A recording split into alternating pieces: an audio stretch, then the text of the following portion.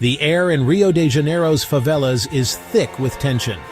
These vibrant hillside communities are also battlegrounds, where the state's authority is often challenged. Heavily armed drug gangs rule the narrow alleys. When regular police lose control, a different kind of cop gets the call. They arrive in black, BOPE. BOPE stands for Batalhão de Operacos Policiais Especiais. They are the elite unit of Rio's military police. Their job, to handle situations no one else can or wants to. BOPE is the last resort, their reputation built on whispers and headlines. Their main role, high-risk operations in tricky city areas, especially favelas controlled by gangs. They rescue hostages, disarm bombs, and get into direct fights.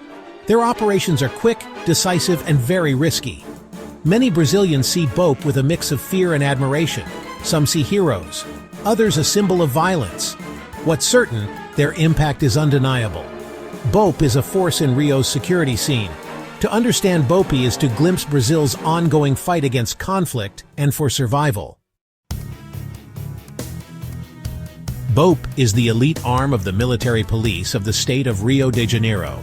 Unlike regular police, BOPE is designed for extreme situations. The unit was formed in January 1978, during Brazil's military dictatorship. Urban crime and drug trafficking were on the rise. Conventional police were overwhelmed. A group of police officers saw the need for specialized training and tactics. Hostage rescues, urban combat, and heavily armed criminals required a new approach. BOPE was conceived as a dedicated and highly trained force.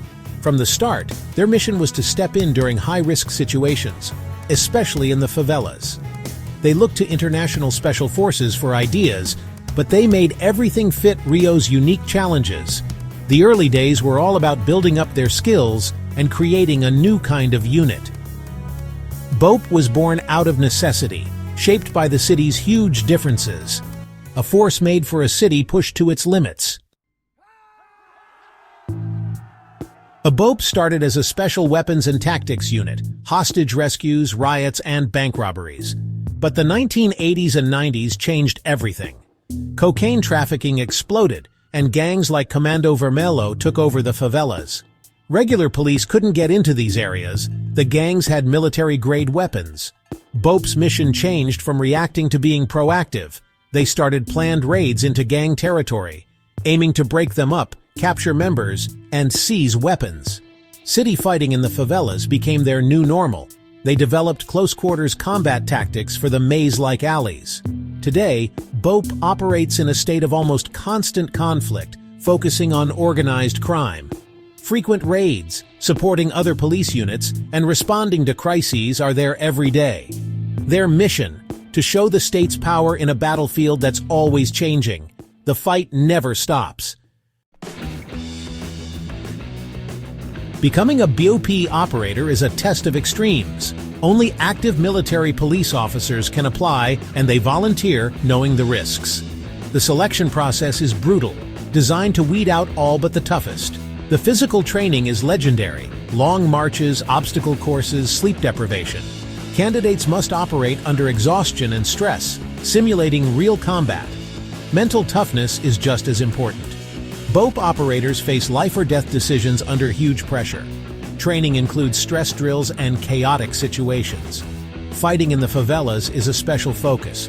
Close-quarters combat in tight, confusing alleyways. City patrols and how to react to ambushes are practiced again and again. The dropout rate is shocking. More than 80% don't make it. Only the most dedicated earn the skull symbol. It's a symbol of survival and elite status. BOPE's operations are intense and dangerous by nature. They're called in where gangs are deeply dug in, often in favelas where regular police can't go. Planned raids target high-value criminals, drug operations, and weapons stashes. These aren't simple arrests. Shootouts are common.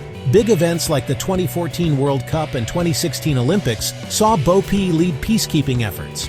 Operations in places like Complexo do Alemão involved hundreds of officers and long battles. Reliable numbers are hard to come by, but armed clashes happen often. Casualties include police, suspects, and sadly, regular people. BOPE faces enemies with assault rifles and grenades. The human cost is high. for both the police and the communities they go into.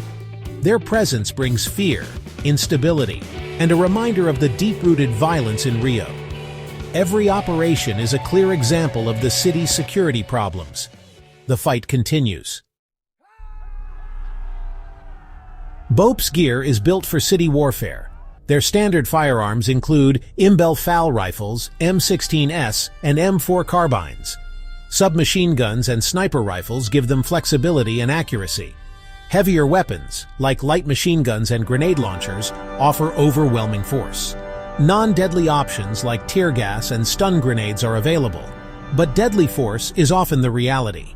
Their equipment is chosen for the best tactical advantage in high-threat areas. Their most famous tool is the Caveirão. This armored vehicle safely carries officers into dangerous zones and gives them mobile cover. Its black paint and skull symbol are easy to spot.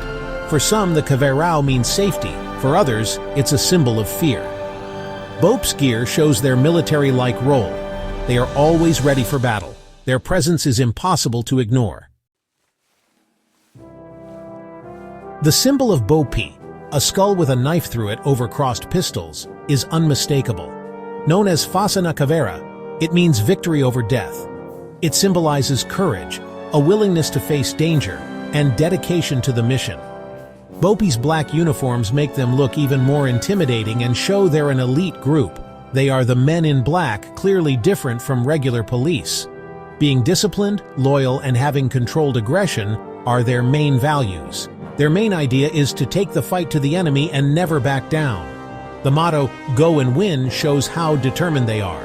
This way of thinking is shaped by their training and battles.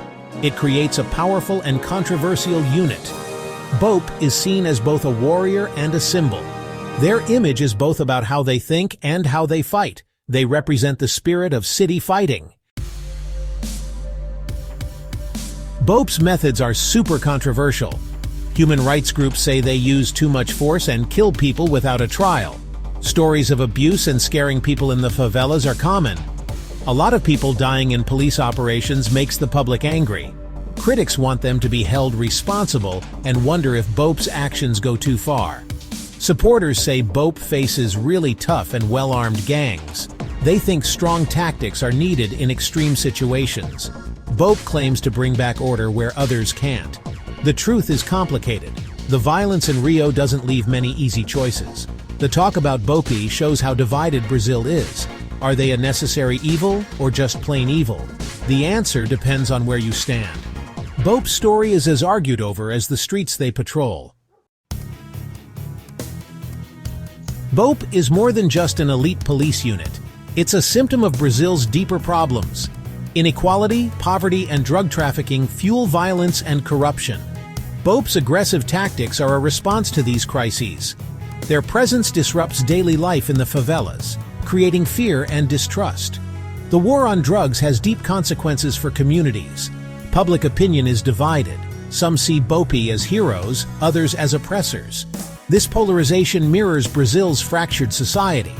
BOPE embodies the fight for safety and justice on the streets of Rio.